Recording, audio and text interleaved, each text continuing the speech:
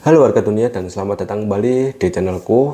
Dan kali ini aku ingin membahas mengenai penelitianku saat aku masih kuliah S1 di jurusan Sistem Informasi, dan fokusku waktu itu ya mengambil analisa aplikasi, pembuatan aplikasi dan keamanan cyber. Penelitianku ini itu memanfaatkan teknologi cloud computing untuk mempermudah dalam aktivitas suatu perusahaan, di mana di sini itu ada 3 perusahaan yang aku ambil sebagai subjeknya, dan agar aktivitas transaksi di dalamnya ataupun operasional yang ada di dalamnya itu lebih mudah dengan satu aplikasi ini, dan itu bisa menekan biaya aplikasi itu sendiri untuk suatu perusahaan dan bisa dipakai oleh semua perusahaan yang operasionalnya atau yang bergerak di dalam bidang dagangan, ya seperti stok opnam, terus transaksi jual beli dan sebagainya, yang pokoknya bidangnya di perdagangan itu aplikasi ini bisa digunakan. Di video kali ini itu pembahasannya lebih fokusnya itu ke konsep cloud computingnya, bukan ke penelitianku ya, karena penelitianku mungkin akan aku rincikan kembali di video selanjutnya. Cuma di video kali ini lebih fokusnya di cloud computingnya. Apa sih cloud computing ini? Ya, disclaimer sekali lagi bahwa cloud computing ini itu berdasarkan pemikiran saya sendiri dan juga penelitianku. Jadi ya misal ada kesalahan ataupun mungkin beda pendapat, mari kita ngobrol di kolom komentar. Ya, ngobrol santai lah tentang cloud computing ini. Bagaimana pendapat kalian tentang cloud computing? Jika kalian yang di rumah itu memiliki sebuah komputer ataupun laptop, ya, kalian bisa membayangkannya. Kalau kalian nggak punya laptop ataupun nggak punya komputer, ya bayangin aja kalian punya komputer atau laptop kalian ini, kalian upgrade minimal seperti RAM-nya 1000 GB atau mungkin 2000 tera, atau mungkin semaksimal mungkin, sehebat mungkin yang kalian ada di otak kalian. Kemudian VGA miliknya Nvidia, kalian gunakan yang 4060 Ti atau paling tinggi aja 4080 ataupun mungkin 4090 yang paling tinggi, dan jejer itu 1000 biji kalian masukkan jadi satu ke dalam motherboard, dan penyimpanan kalian itu udah lebih daripada 1000 tera.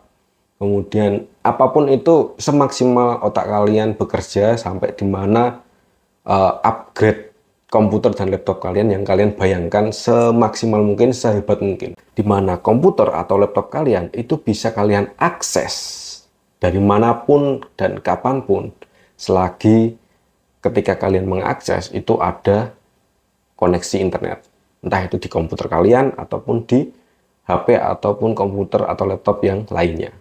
Yang penting mereka sama-sama terhubung di internet. Maka inilah konsep sederhana dari namanya cloud computing.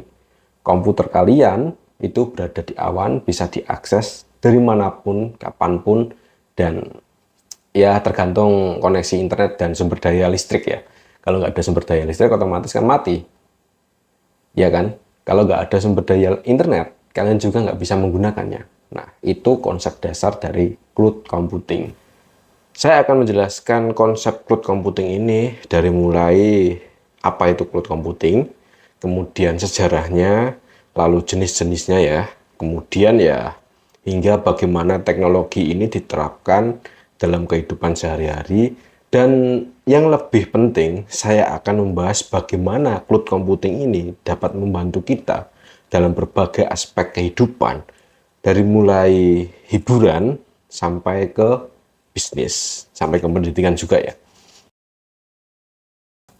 Cloud computing adalah sebuah model komputer, ya komputasi yang berada di suatu tempat, kemudian di-online-kan agar kita atau kalian itu bisa mengakses komputer ini dimanapun, kapanpun, selagi kalian memiliki akses internet.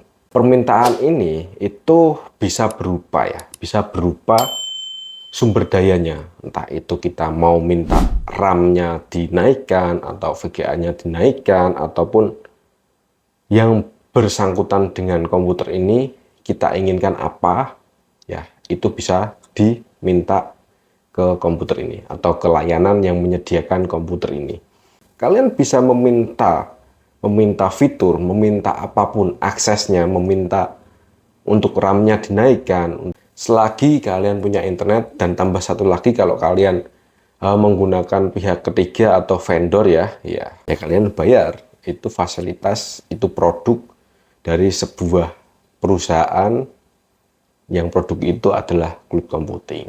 Jadi gitu, cloud computing kalau konsepnya ya seperti tadi, sebuah komputasi yang di-online-kan, kemudian kalian bisa akses dimanapun selagi punya internet bisa diakses.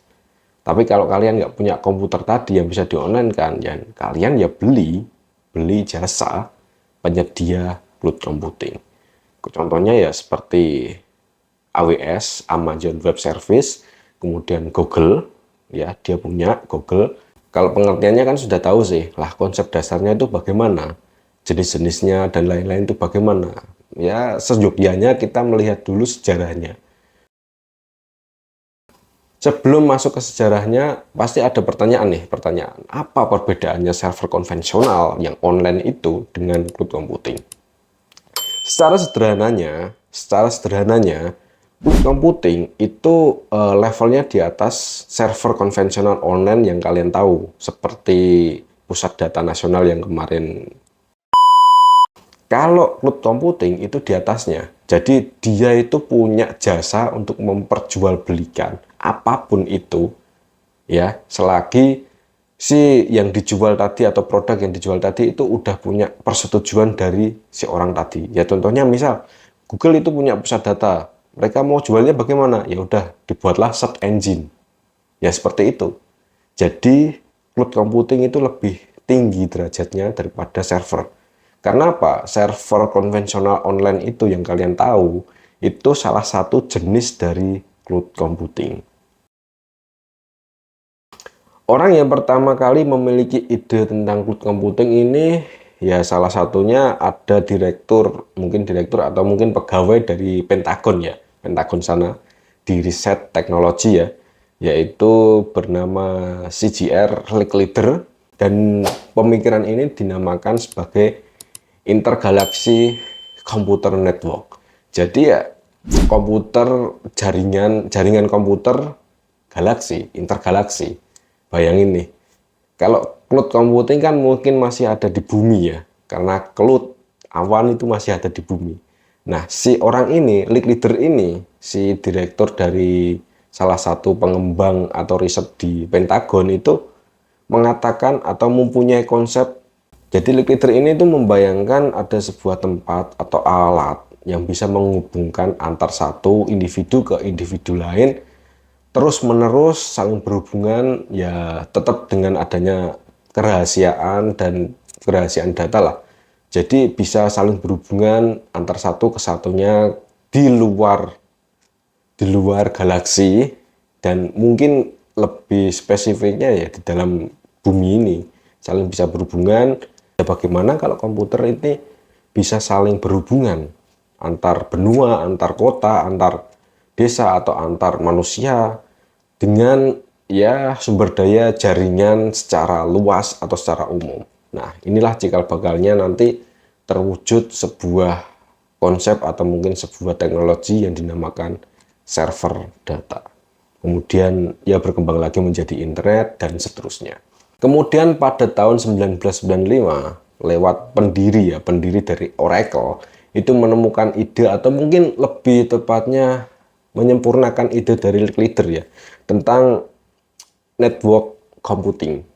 Jadi mungkin si Oracle ini ya udah kita realistis aja lah, jangan intergalaksi lah, kita antar dunia atau antar benua aja lah, kita wujudkan aja interaksi komputer di seluruh dunia atau mungkin satu benua itu aja, kita wujudkan itu dulu lah, jangan sampai intergalaksi. Dan terwujudlah komputer server hari ini.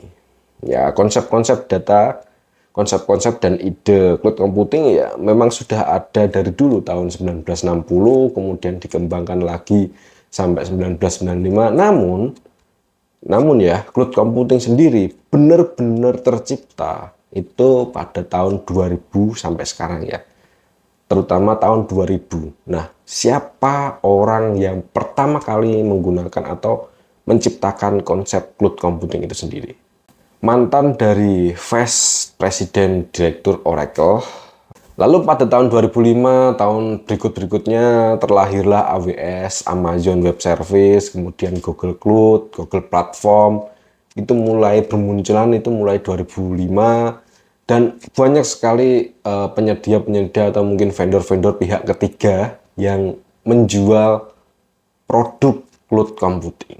Jadi seperti itu sejarahnya. Dari tahun 1960 itu sudah ada konsep cloud computing ini, dan benar-benar tercipta itu tahun 2005 oleh ya para pembesar-pembesar ini, Amazon, Google, IBM, terus Microsoft mulai berlomba-lomba membuat produk yang dinamakan cloud computing. Ya, nama produknya sih masing-masing dari mereka. Ada Google Cloud, terus ada Microsoft Azure, kemudian ada Amazon Web Service, AWS, itu ya banyak kalau nama-nama produknya. Namun konsep dari semua itu, produk yang dikembangkan oleh provider tadi itu menggunakan konsep cloud computing. Seperti itu. Nah, itu sejarah singkatnya ya, sejarah singkatnya. Jenis-jenis dari cloud computing ini dibagi tiga, ya, yaitu infrastruktur as a service, kemudian ada platform as a service, yang ketiga ada software as a service. Nah, kalau infrastruktur itu ya fasilitas yang dijual. Kalian beli komputer dengan spek 9.000 tera atau mungkin 1 juta giga untuk harddisknya, atau VGA-nya mau yang super duper hebat, ya itu mereka menjual seperti itu. Selagi kalian punya uang untuk membeli itu, ya why not? IaaS atau infrastruktur as a service itu lebih mengutamakan ke produk fisiknya, ya seperti RAM, seperti motherboard, seperti CPU, seperti powernya, seperti bandwidth jaringannya, dan seterusnya. Kemudian ada yang namanya platform as a service. IaaS itu lebih ke infrastrukturnya. Nah, kalau platform itu cuma satu aplikasi.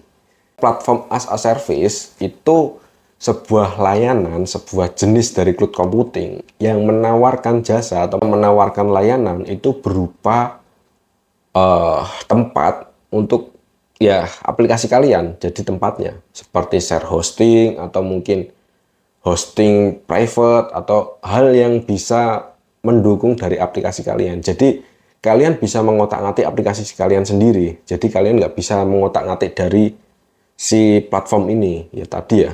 Jadi infrastruktur itu semua kalian bisa otak-atik, komputernya, RAM-nya, CPU-nya, powernya, bandwidth-nya, dan seterusnya itu bisa kalian otak-atik.